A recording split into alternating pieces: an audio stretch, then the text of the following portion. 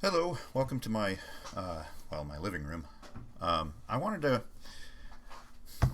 share some thoughts about the Lord of the Rings with everyone. I'm Professor Bell, and I teach history at a small community college. It's a rural one, and I especially kind of wanted to talk about Amazon's interpretation of the Lord of the Rings. Their new series, the Rings of Power, hasn't come out yet.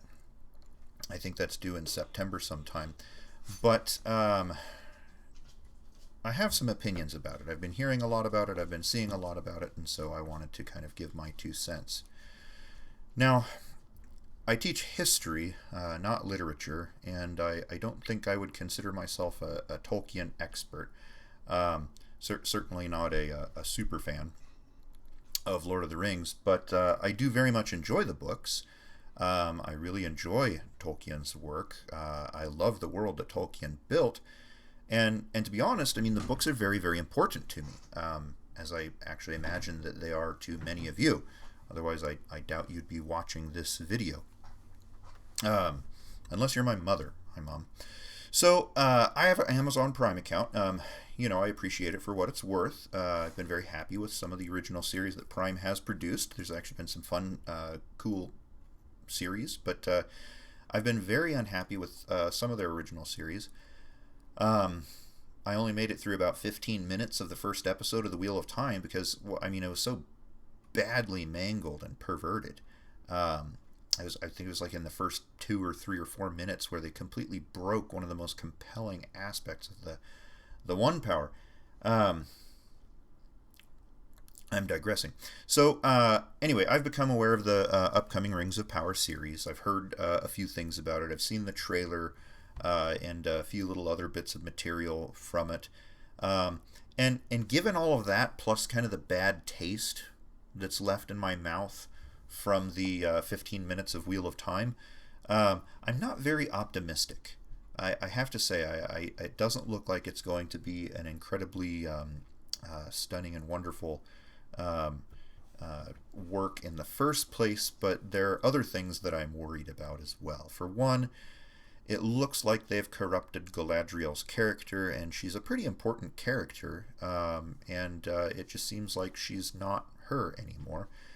Um, I I get the impression that they've modified or warped the lore and the history and that kind of business. Like there's glimmers of it, but it's bent.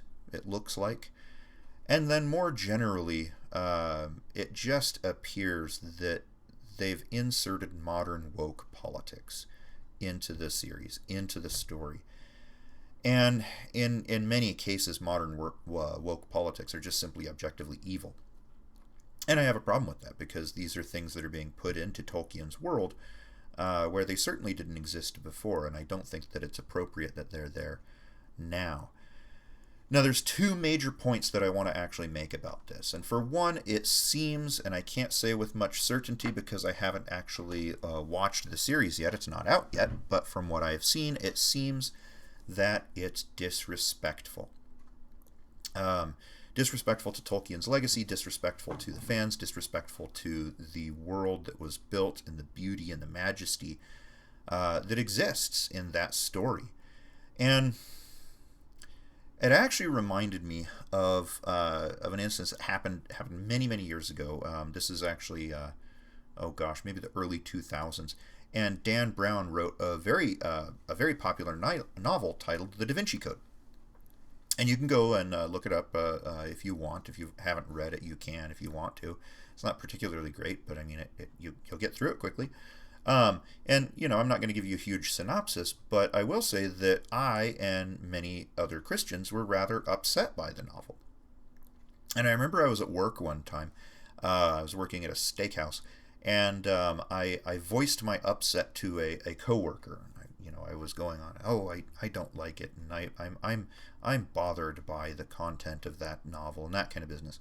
And the coworker, she kind of gave me a little bit of a look. She was like, give me a little bit of a look. And she said, well, what's the big deal? It's fiction. We all know it's a made up story. And in the moment I was like, well, gosh, I mean, you're right. I mean, it is fiction. I know they're just making stuff up and everything, and I know that it's not being purported as truth or anything like that. But um, I was frustrated. I mean, I didn't have any response to that, and I was frustrated because I was still upset. Um, but now I just wasn't sure why, and so I went and I spoke to my father about it, and I remember my father, listening to me, and then he said, "Well, of course you care. Of course you're upset." And he said, "Think of it this way. If I wrote a novel and I made it very clear that it was just a creative story and not really true, and in that book I portrayed your mother as a whore, would you be upset?" Well, and of course the answer is yes. It doesn't matter that it's fiction. It doesn't matter that it's just, a piece of made up something or other. You're calling my mother a whore. She's my mother. Dan Brown perverted the story of Jesus, maligned good and laudable orders within the Catholic Church, and a bunch of other little things that were just kind of like, well, you didn't need to do that. And these are things that I hold dear, so of course I'm upset about it, even if you're just making a little sort of thing.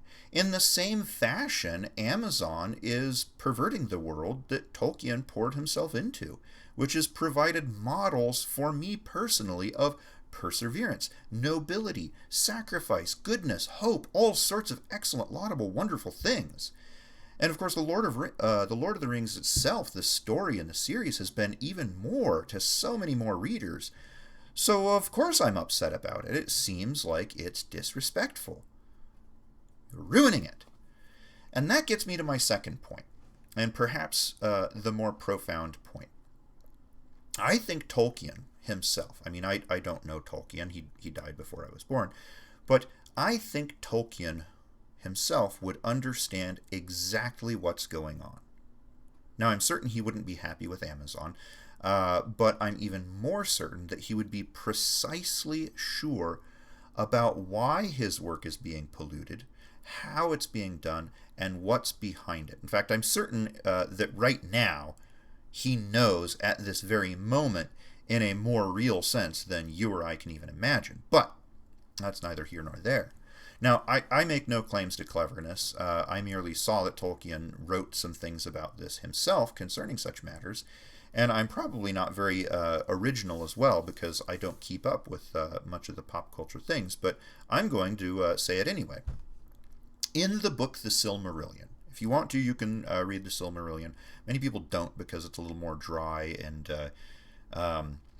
I don't know, it reads more biblically, that sort of thing. But anyway, there's a portion in the very, very, very beginning called the Valaquenta. I might be mispronouncing that, but that's how I understand it to be pronounced.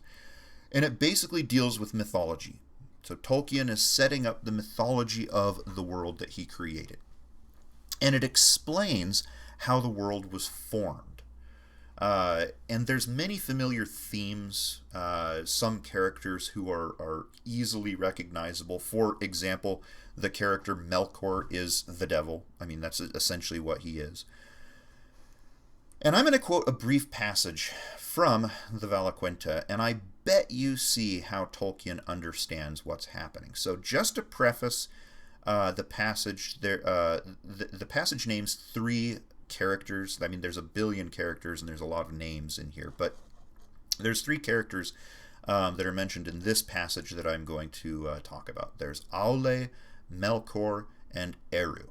As I said previously, I wouldn't consider myself like a scholar, a Tolkien scholar, or a super fan. So I'm going to define these characters as I understood them from when I read this particular book. So forgive me if I miss an important nuance, but I don't think I should be that far off.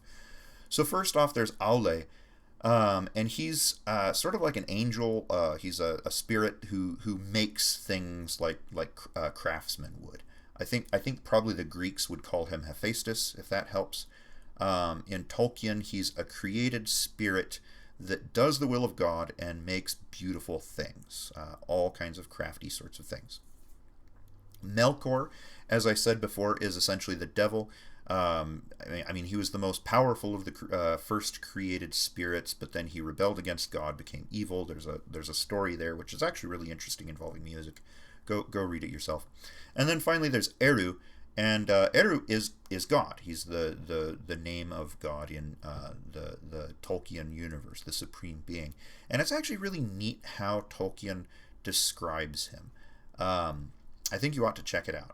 Anyway, so here's what Tolkien says. This is the passage that I'm going to quote to you, and I think that it's very pertinent to the Amazon Rings of Power series. So here we go. Melkor was jealous of him, for Aure was most like himself in thought and in powers.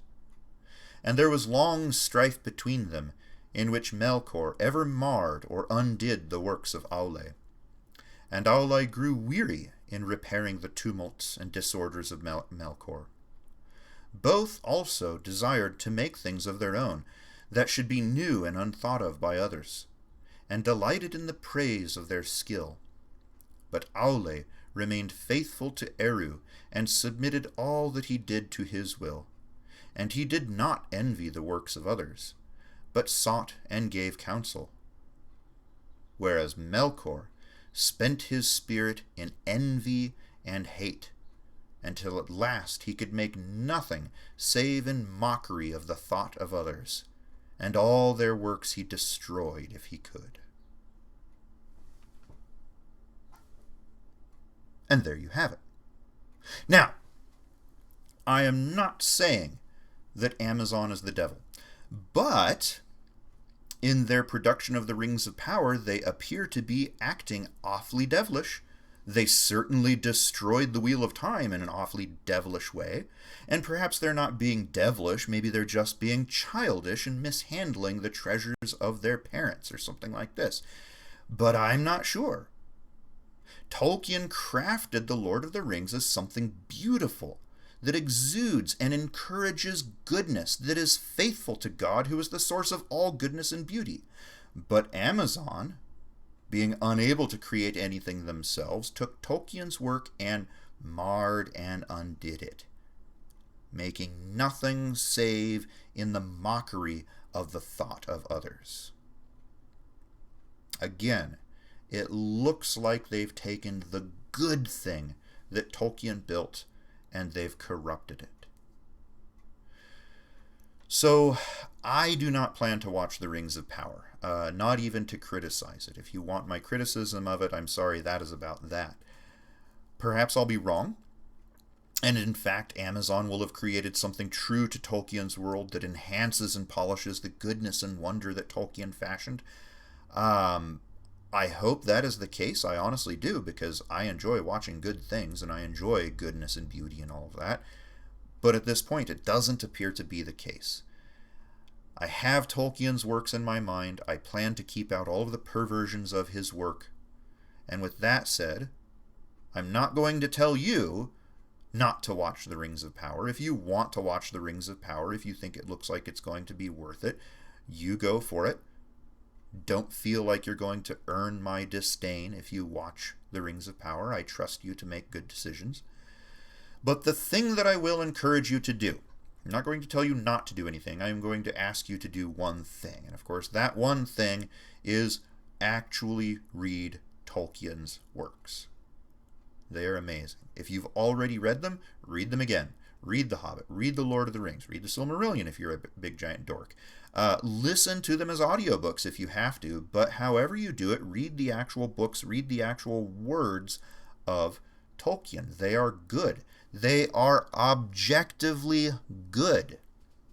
And if you want to respect Tolkien, respect his legacy, and remain faithful to Eru, so to speak, read the books. Pick up a copy right now. Actually, buy it from Amazon if you want to. Wouldn't it be special if there were actually more book sales of The Lord of the Rings than there were views of The Rings of the Power at its opening? That would be rather funny. But do whatever you want. Whatever you do, you want to read The Lord of the Rings. You want to read Tolkien. That's all I wanted to share with you. Thank you for listening to my thoughts on this matter. I wish you gladness in your life, and I hope to see you again.